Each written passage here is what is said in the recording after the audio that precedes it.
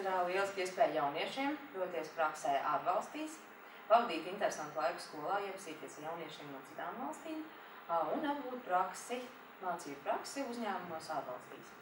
Tā ir ļoti laba iespēja satikt jaunus cilvēkus, iemācīties valodu un iegūt pieredzi, kas tiešām tiek augstu novērtēta pēc tam atgriežoties Latvijā, tā kā darba devēja vidū.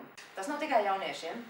Tieši tāpat arī mūsu skolas pedagogi var doties ārvalstīs, apgūt jaunas prasmes, jaunu pieredzi un jaunas idejas savam tālākajam darbam. Sveiki, man sauc Beata. Mani sauc Vlads. Mēs vienkārši esam atgriežušies no projekta Erasmus+. Bijām Turcijā un strādājam vienā no Kristāla grupas viesnīcām Nirvana. Bija lieliski iespēja strādāt restorānā un apmācīties iegūt jaunas zināšanas.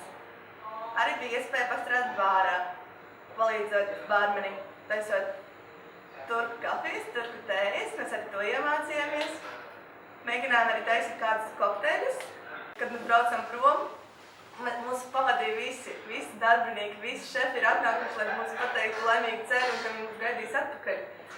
Un tas bija tiešām tik jauki un nevarēju pat iedomāties, kā būs tik jauki. Tad man sauc Santa Balgalva. Es biju praksē uz Tartu, Igaunijā. Mēs bijām uz Tartu Hardas Keskus skolu, tā ir profesionāla vidusskola. Tur var apgūt ļoti daudz profesijas, sākot ar ēdienu gatavošanu, kokapstrādi, celtniecību, un mēs tieši bijām uz apģērba dizainu, konstruēšanu. Tieši tas, ko mēs mācāmies šajā skolā. Tur bija ļoti interesanti, ļoti atsaucīgi cilvēki. Klase, kurā mēs bijām, arī man ļoti patika. Visi bija izpalīdzīgi, jo mēs īsti nesapratām to valodu, tā kā mēs runājam angliski un krieviski. Un tas bija diezgan sarežģīti, bet mēs tikām galā un uzšuvām pāris krēklus un pat bikses. Sveiki, mani sauc Vineta. Pagājušā gada aprīlī es 3 nedēļas pavadīju praksē Igaunijā. Patika brīvais laiks, mums tur bija ļoti laba kultūras programma. Mēs braucām uz centru, akvaparku, gājām uz teātri. Teātri arī nesapratām valodu, bet tik un tā ļoti patika, bija laba izrāde. Jā, un citiem noteikti ieteiktu braukt praksē. Tas ir pozitīvas emocijas, jauna pieredze, draugi. Labdien, es esmu Elvira un es nesen atgriezos no prakses no Somijas. Es strādāju viesnīcā Granitolat. Es strādāju vienā no restorāniem, tas bija Pāsira Vintola. Es taisīju Somijas tradicionālās kūciņas, rudzumaizi, baltmaizi, visādi veidu maizi. Vairumais piepalīdzēja ar sīkajām detaļām, tāpēc, ka es vēl neko nebija iegājis procesā. Tāpat kā Pāsira Vintolā, es no sākuma palīdzēju ar mazajiem darbiem, un tikai pēc tam man uzticēja to vienu darbu, kā personīgi pašai es varēju cept maizi no sākuma līdz galam. Bet, vairumā es somu valodu neizmanto, tāpēc, ka mans boss, kurš par mani atbildēja, viņš bija no Kalifornijas, tā kā viņš visu laiku ar mani angliski runāja, man nebija nepieciešamības runāt somiski. Mani sauc Agnes. Es biju praksē ārzemēs uz Itāliju. Pirmo mēnesi dzīvojām pilsētiņā Bardolino pie Gardas ezera. Mācījāmies itāļu skolā, itāļu valodu, strādājām praktiskos darbus virtuvē. Bijām 15 cilvēki no dažādām valstīm, no Somijas, Zviedrijas, Anglijas, Beļģijas, Vācijas, Francijas, Latvijas, protams. Iepazinām jaunus cilvēkus, jaunus draugus. Es uzskatu, ka šī ir ļoti laba pieredze. Tu vari apgūt kādu citu valodu, apgūt citu kultūru, iepazīt jaunus cilvēkus, jaunu virtuvi apgūt. Priekš manis šī bija jauna pieredze, jo es nekad neesmu strādājis kā pavārs restorānā. Tādēļ iemācījos kaut ko jaunu. Un uzskatu, ka jebkuram būtu jāpamēģina cita pieredze citās valstīs, jo tas nav tā kā Latvijā, apgūst valodu vairāk. Labdien, mani sauc Runda. Biju ārzemju praksē Itālijā. Pirmo mēnesi dzīvojām pie Bartolino ezera. Gājām uz skolu mācīties itāļu valodu un strādāt virtuvē, iepazīt itāļu ēdienus un kā tos pagatavot.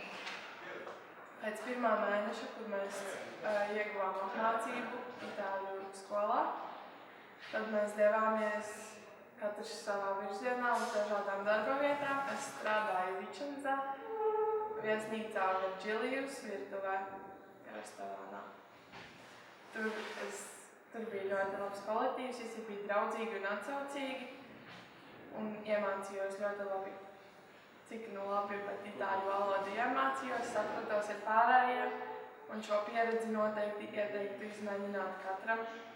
Tajā mēnesī devāmies arī dažādās ekskursijās par sieram ražotnēm, grapas ražotnēm, bijām arī tortellini ražotnē un dažādās tuvākajās lielpilsētās, piemēram, kā Verona, Vičenzā, Venēcijā, Milānā, un tur apskatījām tās pilsētas. Un uz Itāliju es ieteiktu doties, jo ir iespēja atbūt skaistu valodu, itāļu valodu. Labdien, man sauc Armands. Es biju ārzemju praksē Francijā. Strādāju Sernailaville pilsētā, 4 zvaigžņu viesnīcā. Kolektīvs darba vietā ir ļoti atsaucīgs. Viss iet caur humoru. Sveiki, man sauc Edgars un es piedalījos projektā ar nosaukumu Let's Taste the Enterprise. Šis projekts norisinājās Norvēģijā. Šajā projektā piedalījās arī studenti no Lietuvas, no Norvēģijas un arī no Latvijas. Šis projekts ilga 4 dienas.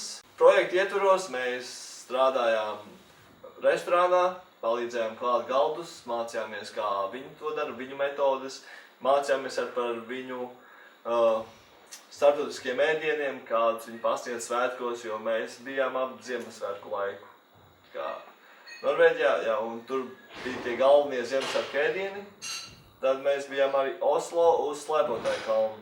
Dojām biznesa plānu projektus kopā ar norvēģu skolēniem. Mēs sadalījāmies grupās un mēs sacentāmies kā savā starpā, kurš izveidos vislabāko. Katram bija dots idejas sākuma plāns, kur mums vajadzētu kā pilnveidot. Uzrakstīt sīkāk, kur mēs veidot šādu uzņēmumu, kā mēs piesaistīt cilvēkus un ko mēs īsti pārdot. Sveiki! Es esmu Mārtiņš un studēju Rīgas turisma radošās industrijas tehnikumā. Šogad mums ir lieliski iespēja piedalīties Eiropas līdzfinansētā projektā ar nosaukumu Pop-up. Uz doto brīdi mēs visi strādājam pie biznesa plāna, lai izveidotu somu restorānu Barcelonā, kas ir Barcelonas piepilsēta. Mēs domājam ēdienkarti, mēs domājam, kā mēs pievilināsim klientus, kā mēs viņus iemarketēsim, lai nāk tieši uz mūsu restorānu. Sveiki, jaunieši! Es esmu Artūrs. Kādu laiku jau darbojos ar apmaiņas studentiem. Iepazīstinu viņus ar mūsu latviešu kultūras dzīvi. Rūpējos par to, lai viņi vienmēr būtu paēduši, lai viņi saprastu to, kādi tad ir mūsu kulinārie brīnumi. Strādājot ar kipriešiem, itāļiem, frančiem vai arī tāpat ar lietuviešu audzēkņiem, pavarās plašas iespējas ne tikai viņiem šeit Latvijā, bet arī mūsu jauniešiem, jo viņi iepazīst citu kultūras cilvēkus, iepazīst viņu kultūras, viņu galda manieres. Kā Rīgas turisma un radošās industrijas tehnikuma skolotājiem man bija iespēja doties arī apmaiņas braucienā kopā ar savu kolēģi un 4 audzēkņiem uz Norvēģiju. Šis apmaiņas brauciens bija Nord Plus projekta ietvaros. Saucās viņš Let's Taste the Enterprise. Pirmkārt, liels paldies jāpasaka skolai par to, ka šis Erasmus programma apgūta un var studenti atbraukt pie mums uz skaitu vārdiem un praksi. Studenti lielākoties šobrīd ir Francija, Itālija, Ungārija. Tas varbūt nav tik būtiski no šīm valstīm. Viena tāda fantastiskākā nozīme ir tā, ka runā angliski. Otra lieta – kultūra, apmaiņa. Viņi saprot, kas ir mums pusē, mēs saprotam, kas ir viņu pusē. Disciplīna. Viņiem ir sava disciplīna, mums ir sava, bet līdz ar to šī pasaules globālā disciplīna, kas ir valda virtuvē, tiek ievērot. Tas ir ļoti būtiski. Bet varbūt arī tā visa ietvaros, kas ir tāds negatīvāks un lielākā barjera ir tā valodas barjera. Nevēlēšanos iemācīties, tā ir tā būtiskākā problēma. Pārējais viss ir mācāms un darāms, un mēs varam tikai iet uz priekšu un attīstīties. Liels paldies projekta iesācējiem un turpinātājiem. Man sauc Raimonds Zomers, un es strādāju Skaņu vārdu.